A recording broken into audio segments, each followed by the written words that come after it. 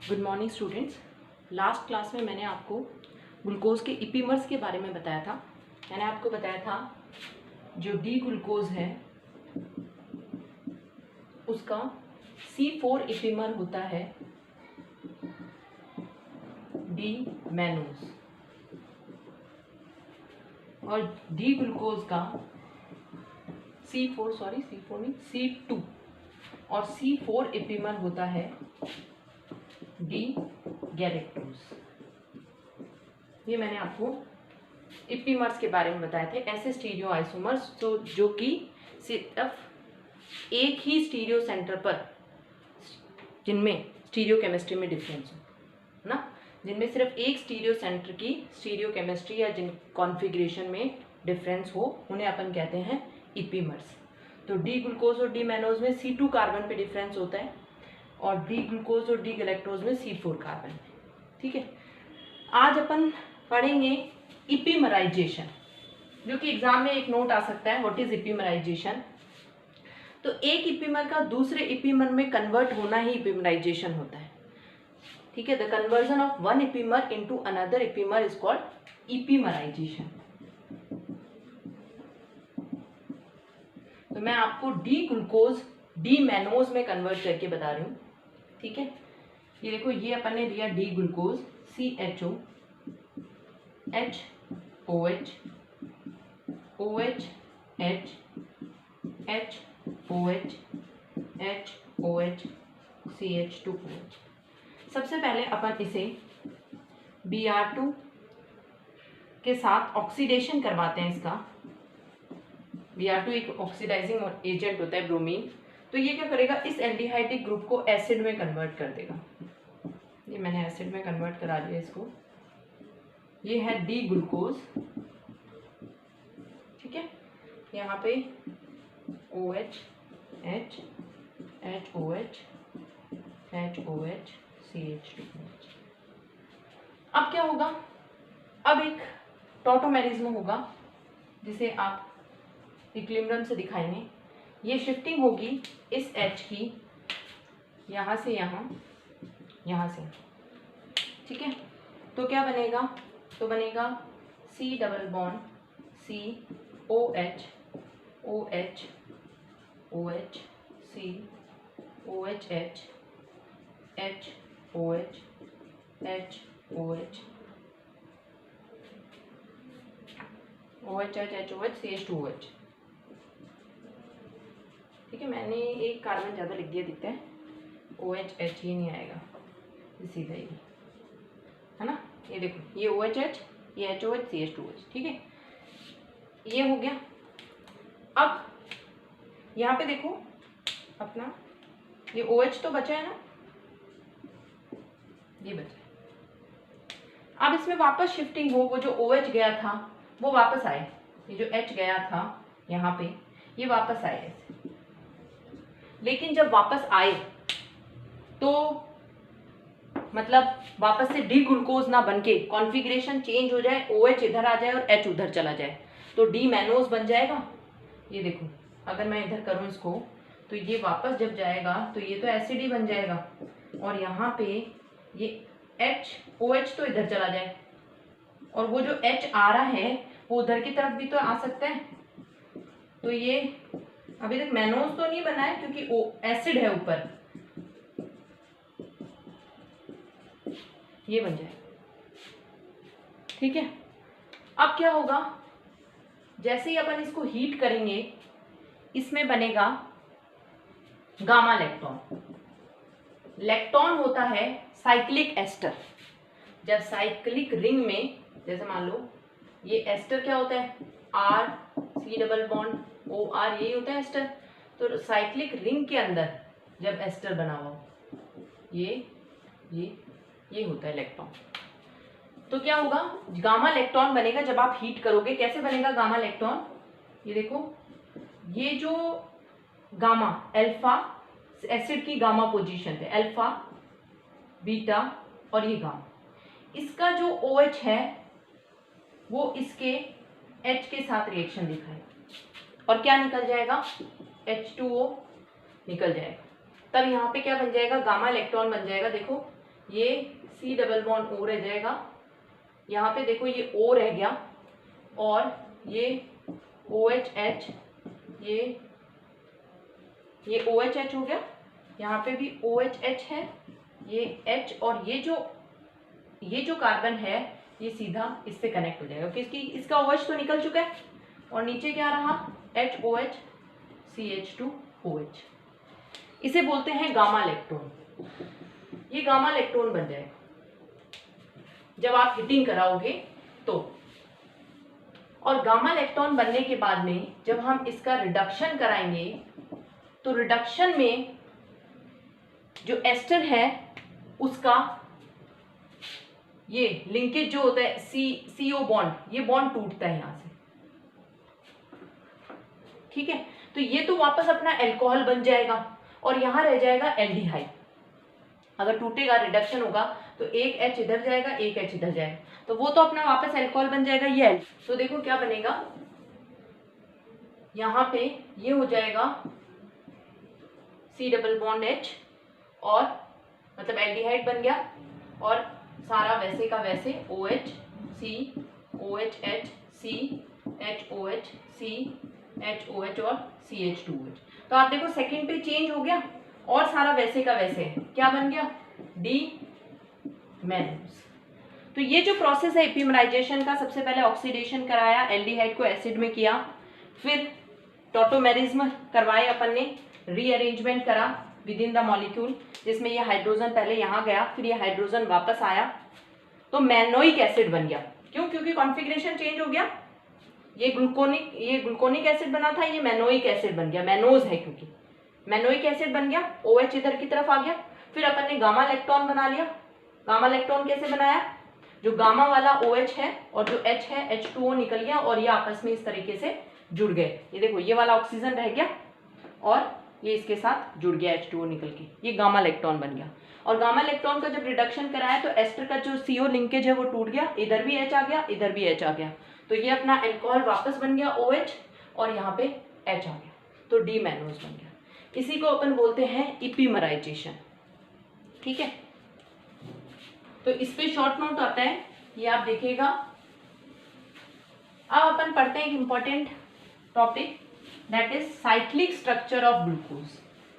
देखो, अभी तक मैंने आपको open chain structure of glucose बताया है, ये जो अपन बनाते रहे, ये ओपन चेन स्ट्रक्चर होता है ग्लूकोज का, जो कि एक साइंटिस्ट ने दिया था जिसका नाम है बेयर, BAEYER। इसने ओपन चेन स्ट्रक्चर दिया था ग्लूकोज,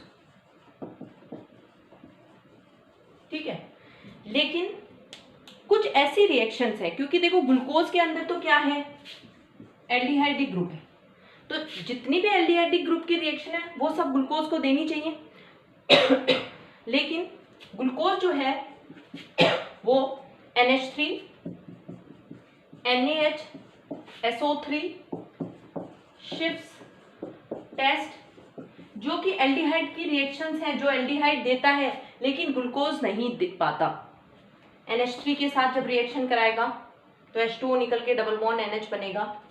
सोडियम बाइसल्फाइड के साथ अगर एल्डिहाइडिक ग्रुप रिएक्शन करता है तो ये NaHSO3 और ये HR, ये OH SO3 नेगेटिव Na+, ये कंपाउंड बनता है। इसी तरह से शिफ्ट टेस्ट आपने प्रैक्टिकल में किया होगा, देखना आप शिफ्ट रिएजेंट क्या होता है, ये भी एल्डिहाइडिक ग्रुप के साथ रिएक्शन करता है, लेकिन ग्लूकोज ये सब टेस्ट नहीं देता जो कि एक एल्डिहाइडिक ग्रुप देना चाहिए था, ठीक है। तो बाद में ये कंक्लूजन निकला कि ग्लूकोज का जो स्ट्रक्चर है वो ओपन चेन ना होके उसका जो स्ट्रक्चर है वो कैसा है, क्लोज स्ट्रक्चर है उसका। इसमें पता कैसे चला कि ग्लूकोज का कराया गया क्रिस्टलाइजेशन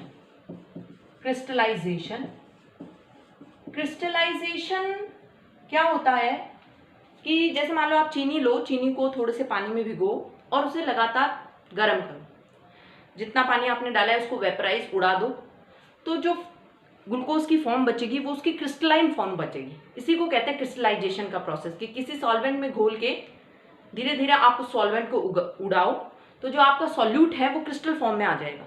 ठीक है, तो ग्लूकोज का जब क्रिस्टलाइजेशन किया गया तो उसकी 2 फॉर्म्स मिली, 2 फॉर्म्स मिली। जब उसका क्रिस्टलाइजेशन एल्कोहल प्लस H2O के साथ किया गया तो उसकी जो फॉर्म मिली उसे हम कहते हैं अल्फा आइसोमर। ठीक है, और जब उसका क्रिस्टलाइजेशन पिरिडीन के साथ किया गया तो उसकी जो फॉर्म मिली उसे कहते हैं बीटा आइसोमर। ये दोनों आइसोमर का अलग अलग मेल्टिंग पॉइंट था। इसका मेल्टिंग पॉइंट था 146 डिग्री और इसका था 148 से 150 डिग्री सेल्सियस। दोनों का अलग अलग मेल्टिंग पॉइंट था। ये जो अल्फा आइसोमर है इसका जो ऑप्टिकल रोटेशन है कि ये प्लेन पोलराइज्ड लाइट को कितना रोटेट करता है वो था 112 डिग्री, इतने एंगल से रोटेट करता है। और ये जो है ये तो है मेल्टिंग पॉइंट इसका, और ये मैं लिख रही हूं आपका ऑप्टिकल रोटेशन कि प्लेन पोलराइज्ड लाइट को ये कितने पे रोटेट करता है, और ये रोटेट करता है उसको 19 डिग्री ऑप्टिकल रोटेशन। तो इस तरह के 2 फॉर्म्स मिली जब हमने ग्लूकोज को क्रिस्टलाइज किया था। ठीक है, बाद में इन दोनों फॉर्म्स का पता चला कि ये जो फॉर्म्स होती है वो हैं क्या, कि ग्लूकोज के खुद के अंदर ही खुद मॉलिक्यूल के अंदर ही रिएक्शन होती है जिसमें उसका जो 5th नंबर कार्बन है, ग्लूकोज का जो 5वां कार्बन है उसके ऊपर जो OH लगा हुआ है वो रिएक्शन करता है किसके, functional group, aldehydic functional group वाले कार्बन के साथ, और एक साइक्लिक स्ट्रक्चर बन जाता है जिसे हम साइक्लिक हेमी एसिटल बोलते हैं। ठीक है, पहले आपको ये पता होना चाहिए कि एसिटल और हेमी एसिटल में क्या फर्क होता है।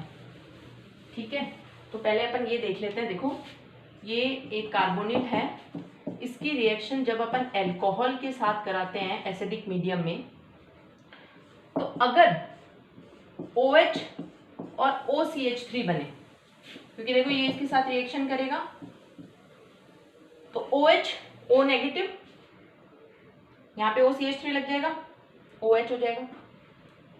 इसे बोलते हैं जब एक ही बार एक मॉलिक्यूल OCH3 ही लगे, इसे बोलते हैं Hemy acetal.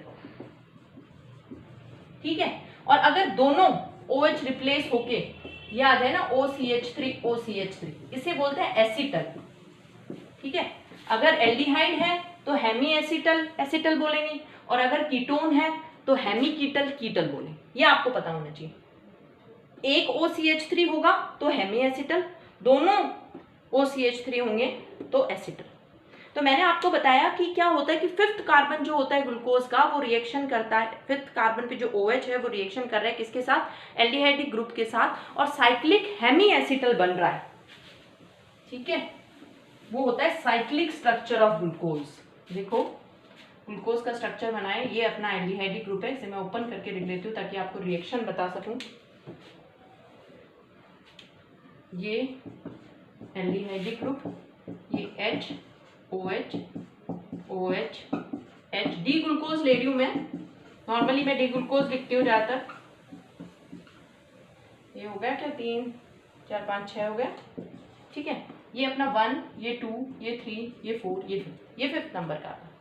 5th number carbon पे ये जो OH है ये कहाँ अटैक करता है, आप ये कह सकते हो इंट्रामोलिकुलर न्यूक्लियोफिलिक एडिशन रिएक्शन करता है इसके ऊपर। ठीक है, और बनता क्या है इससे, ये यहाँ पे हो जाता है OH, आप ये कह सकते हो ये H इस ऑक्सीजन पे आ गया है ना, और ये जो है इधर अटैच हो जाएगा, यहाँ H था, ये देखो H OH OH H, ये H OH, और ये वो कार्बन है, ये ऑक्सीजन है, जिसे मैं ग्रीन में लिख देती हूँ ताकि आप लोग डिफरेंशिएट कर पाओ। ये वो ऑक्सीजन, ठीक है, जिसने इस कार्बन पे रिएक्शन करी, और इसका H ये यहाँ। ठीक है, और यहाँ पे ये देखो इसका H रह गया है और ये CH2। तो देखो हेमी एसिटल बन गया है। आप इस कार्बन को देखो, इस कार्बन पे एक H है, एक OH है और एक क्या है O, और C तो जुड़ा हुआ है आगे की तरफ, CH3 थोड़ा बिग स्ट्रक्चर जुड़ा हुआ है, लेकिन C और कार्बन की चेन जुड़ी हुई है, तो हेमी एसिटल हो गया। एक OH है और एक OC आगे कार्बन की चेन, तो ये हेमी एसिटल। तो ये क्या बन गया है, ये बन गया एक साइक्लिक हेमी एसिटल, जिसे हम बोलते हैं साइक्लिक हेमी एसिटल। ठीक है, अब क्या होता है, अगर ये OH राइट हैंड साइड है तो इसे हम बोलते हैं अल्फा आइसोमर। ठीक है, और अगर ये OH लेफ्ट हैंड साइड है, ये OH मैं इस तरीके से बनाऊं इस स्ट्रक्चर में,